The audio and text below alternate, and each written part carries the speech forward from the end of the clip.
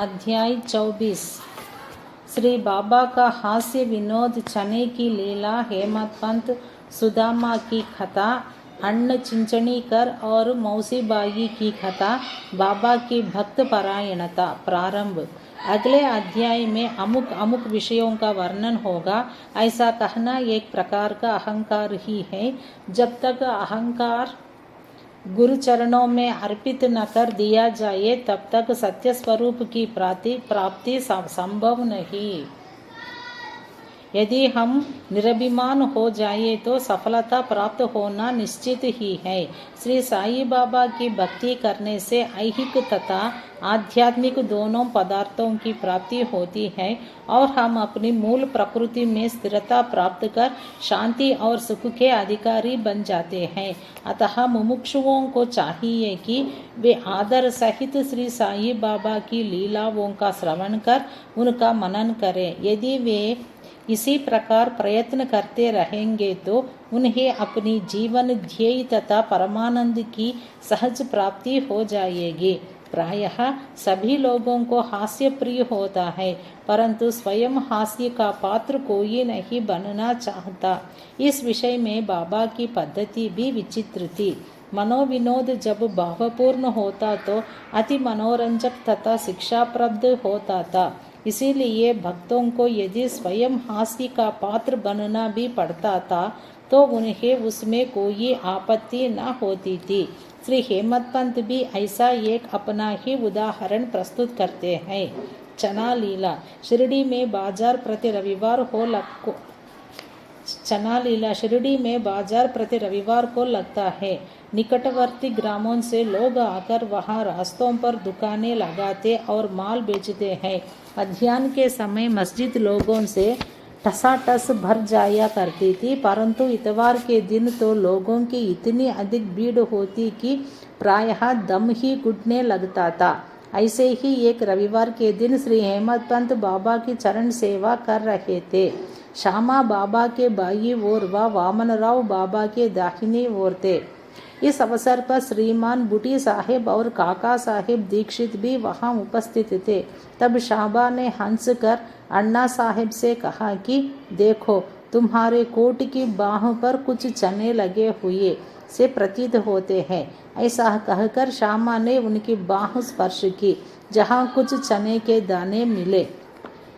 जब हेमंत पंत ने अपनी बाई कुहनी सीधी की तो चने के कुछ दाने लुढ़कर नीचे भी गिर पड़े, जो उपस्थित लोगों ने उठाए।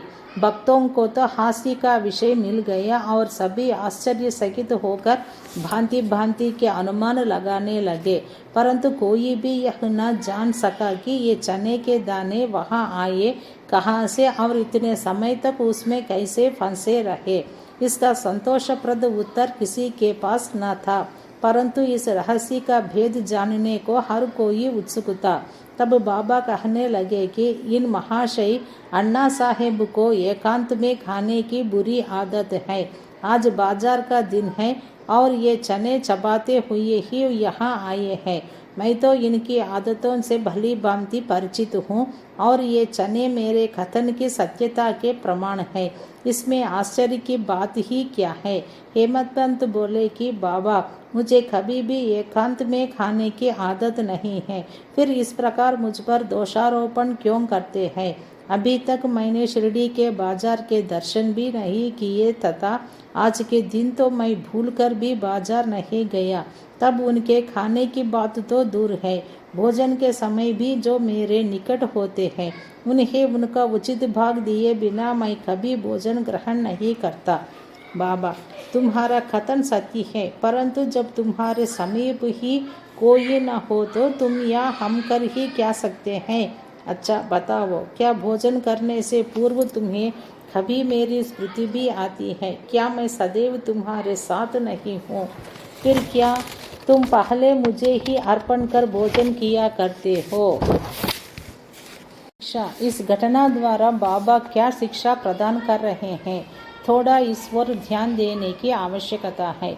इसका सारांश यह है कि इंद्रियां, मन और बुद्धि द्वारा पदार्थों का रसास्वादन करने के पूर्व बाबा का स्मरण करना चाहिए। उनका स्मरण ही अर्पण की एक विधि है। इंद्रियां विषय पदार्थों की चिंता किए बिना कभी नहीं रह सकती। इन पदार्थों को उपभोग से पूर्व ईश्वरार्पण कर देने से उनकी आसक्ति स्वभावतः नष्ट हो जाती है। इसी प्रकार समस्त इच्छाएं, क्रोध और तृष्णा आदि कुप्रवृत्तियों को पहले ईश्वरार्पण कर गुरु की ओर मोड़ देना चाहिए। यदि इसका नित्याभ्यास किया जाए तो परमेश्वर तुम्हारी कुप्रवृत्तियों के दमन में सहायक होंगे। विषय के रसास्वादन के पूर्व वहाँ बाबा की उपस्थिति का ध्यान अवश्य रखना चाहिए। तब विषय उपभोग के उपयुक्त है या नहीं, यह प्रश्न उपस्थित हो जाएगा और आचरण में सुधार होगा। इसके फलस्वरूप गुरु प्रेम में वृद्धि होकर शुद्ध ज्ञान की प्राप्ति होगी। जब इस प्रकार ज्ञान की वृद्धि होती है तो दैहिक बुद्धि नष्ट हो चैतन्य घन में लीन हो जाती है। वस्तुतः गुरु और ईश्वर में कोई पृथकत्व नहीं है और जो उन्हें भिन्न समझता है वह तो निरा अज्ञानी है तथा उसे ईश्वर दर्शन होना भी दुर्लभ है। इसलिए समस्त भेदभाव को भूलकर गुरु और ईश्वर को अभिन्न समझना चाहिए। इस प्रकार गुरु सेवा करने से ईश्वर कृपा प्राप्त होना निश्चित ही है और तभी वे हमारा चित्त शुद्ध कर हमें आत्मानुभूति प्रदान करेंगे। सारांश यह है कि ईश्वर और गुरु को पहले अर्पण किए बिना हमें किसी भी इंद्रिय ग्राह्य विषय का रसास्वादन न करना चाहिए। इस प्रकार अभ्यास करने से भक्ति में उत्तरोत्तर वृद्धि होगी। फिर श्री साई बाबा की मनोहर सगुण मूर्ति सदैव आंखों के सम्मुख रहेगी, जिससे भक्ति, वैराग्य और मोक्ष की प्राप्ति हो जाएगी। ध्यान प्रगाढ़ होने से क्षुधा और संसार के अस्तित्व की विस्मृति हो जाएगी और सांसारिक विषयों का आकर्षण स्वतः नष्ट होकर चित्त को सुख और शांति प्राप्त होगी। सुदामा की कथा। उपर्युक्त घटना का वर्णन करते करते हेमंत पंत को इसी प्रकार की सुदामा की कथा याद आई, जो ऊपर वर्णित नियमों की पुष्टि करती है।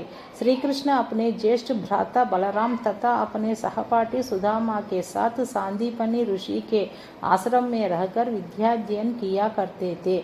एक बार कृष्ण और बलराम लकड़ियां लाने के लिए वन गए। सांदीपनि ऋषि की पत्नी ने सुदामा को भी उसी कार्य के निमित्त वन भेजा तथा तीनों विद्यार्थियों के खाने को कुछ चने भी उन्होंने सुदामा के द्वारा भेजे।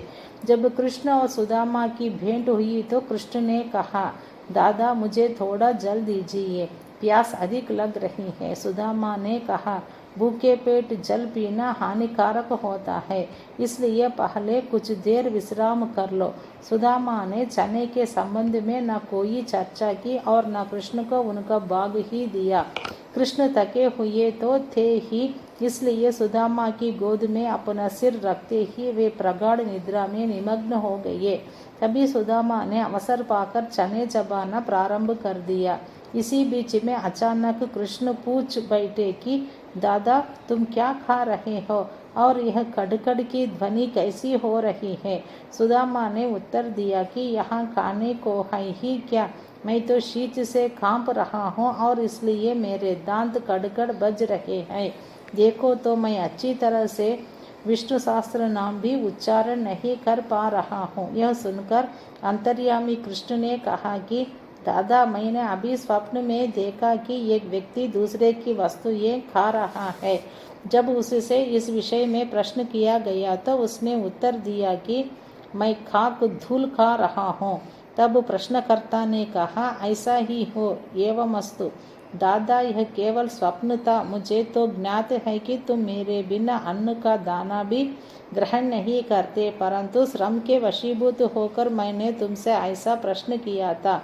यदि सुदामा किंचित मात्र भी कृष्ण की सर्वज्ञता से परिचित होते तो इस भांति आचरण कभी न करते। श्री कृष्ण के लंगोटिया मित्र होते हुए भी सुदामा को अपना शेष जीवन दरिद्रता में व्यतीत करना पड़ा, परंतु केवल एक ही मुट्ठी रूखे चावल पोहा जो उनकी स्त्री सुशीला ने अत्यंत परिश्रम से उपार्जित किए थे, भेंट करने पर श्री कृष्ण बहुत प्रसन्न हो गए और उन्हें उसके बदले में सुवर्ण नगरी प्रदान कर दी। जो दूसरों को दिए बिना एकांत में खाते हैं उन्हें इस कथा को सदैव स्मरण रखना चाहिए। श्रुति भी इस बात का प्रतिपादन करती है कि प्रथम ईश्वर को ही अर्पण करे तथा उच्छिष्ट हो जाने के उपरांत ही उसे ग्रहण करे।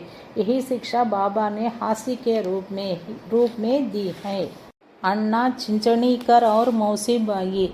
अब श्री हेमंत पंत एक दूसरी हास्यपूर्ण कथा का वर्णन करते हैं जिसमें बाबा ने शांति स्थापन का कार्य किया है। दामोदर घनश्याम बाबरे उपनाम अन्ना चिंचणीकर बाबा के भक्त थे। वे सरल, सुदृढ़ और निर्भीक प्रकृति के व्यक्ति थे। वे निडरता पूर्वक स्पष्ट भाषण करते और व्यवहार में सदैव नगद नारायण से थे। यद्यपि व्यावहारिक दृष्टि से वे रूखे और असहिष्णु प्रतीत होते थे, परंतु अंतःकरण से कपटहीन और व्यवहार कुशल थे। इसी कारण बाबा उन्हें विशेष प्रेम करते थे। सभी भक्त अपनी अपनी इच्छानुसार बाबा के अंग अंग को दबा रहे थे। बाबा का हाथ खटड़े पर रखा हुआ था। दूसरी ओर एक वृद्ध विधवा उनकी सेवा कर रही थी जिनका नाम वेणुबाई कौजलगी था। बाबा उन्हें माँ शब्द से संबोधित करते तथा अन्य लोग उन्हें मौसीबाई कहते थे। वे एक शुद्ध हृदय की वृद्ध महिला थी। वे उस समय दोनों हाथों की अंगुलियां मिलाकर बाबा के शरीर को मसल रही थी। जब वे बलपूर्वक उनका पेट दबाती तो पेट और पीठ का प्रायः एकीकरण हो जाता था। बाबा भी इस दबाव के कारण यहाँ वहाँ सरक रहे थे। अन्ना दूसरी ओर सेवा में व्यस्त थे। मौसीबाई का सिर हाथों की परिचालन क्रिया के साथ नीचे ऊपर हो रहा था। जब इस प्रकार दोनों सेवा में जुटे थे तो अनायास ही मौसीबाई का मुख अन्ना के अति निकट आ गया। मौसीबाई विनोदी प्रकृति की होने के कारण ताना देकर बोली कि यह अन्ना बहुत बुरा व्यक्ति है और यह मेरा चुंबन करना चाहता है। इसके केश तो पक गए हैं परंतु मेरा चुंबन करने में इसे तनिक भी लज्जा नहीं आती है। यह सुनकर अन्ना क्रोधित होकर बोले, तुम कहती हो कि मैं एक वृद्ध और बुरा व्यक्ति हूँ। क्या मैं मूर्ख हूँ? तुम खुद ही छेड़खानी करके मुझसे झगड़ा कर रही हो। वहाँ उपस्थित सब लोग इस विवाद का आनंद ले रहे थे। बाबा का स्नेह तो दोनों पर था, इसलिए उन्होंने कुशलता पूर्वक विवाद का निपटारा कर दिया। वे प्रेम पूर्वक बोले, अरे अन्ना, व्यर्थ ही क्यों झगड़ रहे हो? मेरी समझ में नहीं आता कि माँ का चुंबन करने में दोष ही क्या है। बाबा के शब्दों को सुनकर दोनों शांत हो गए और सब उपस्थित लोग भी जी भरकर ठहाका मारकर बाबा के विनोद का आनंद लेने लगे। बाबा की भक्त परायणता। बाबा भक्तों को उनकी इच्छानुसार ही सेवा करने दिया करते थे और इस विषय में किसी प्रकार का हस्तक्षेप उन्हें सहन न था। एक अन्य अवसर पर मौसीबाई बाबा का पेट बलपूर्वक मसल रही थी, जिसे देखकर दर्शकगण व्यग्र होकर मौसीबाई से कहने लगे कि माँ, कृपा कर धीरे धीरे ही पेट दबाओ। इस प्रकार मसलने से तो बाबा की अंतड़ियाँ और नाड़ियाँ ही टूट जाएंगी। वे इतना की भी न पाए थे कि बाबा अपने आसन से तुरंत उठ बैठे और अंगारे के समान लाल आंखें कर क्रोधित हो गए। साहस किसे था जो उन्हें रोके? उन्होंने दोनों हाथों से सटके का एक छोर पकड़ नाभि में लगाया और दूसरा छोर पास वाले खंभे को लगा के उस पेट से धक्का देने लगे। सटका सोटा लगभग 1 या 3 फुट लंबा था।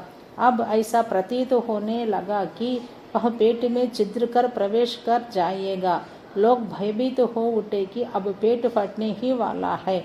अब बाबा अपने स्थान पर दृढ़ हो उसके अत्यंत समीप होते जा रहे थे और प्रतिक्षण पेट फटने की आशंका हो रही थी। सभी किंग कर्तव्य विमूढ़ हो रहे थे। वे आश्चर्यचकित और भयभीत हो ऐसे खड़े थे मानो गूंगों का समुदाय हो। यथार्थ में भक्तगण का संकेत मौसीबाई को केवल इतना ही था कि वे सहज रीति से सेवा शुश्रूषा करें। किसी की इच्छा बाबा को कष्ट पहुंचाने ही न थी। भक्तों ने तो यह कार्य केवल सद्भावना से प्रेरित होकर ही किया था, परंतु बाबा तो अपने कार्य में किसी का हस्तक्षेप कणमात्र भी न होने देना चाहते थे। भक्तों को आश्चर्य हो रहा था कि शुभ भावना से प्रेरित कार्य दुर्गति में परिणति हो गया और वे केवल दर्शक बने रहने के अतिरिक्त कर ही क्या सकते थे। भाग्यवश बाबा का क्रोध शांत हो गया और सटका छोड़कर वे पुनः आसन पर विराजमान हो गए। इस घटना से भक्तों ने शिक्षा ग्रहण की कि अब दूसरों के कार्य में कभी भी हस्तक्षेप न करेंगे और सबको उनकी इच्छानुसार ही बाबा की सेवा करने देंगे। केवल बाबा ही सेवा का मूल्य आंकने में समर्थ थे। श्री सद्गुरु साईनाथार्पणमस्तु। शुभम भवतु।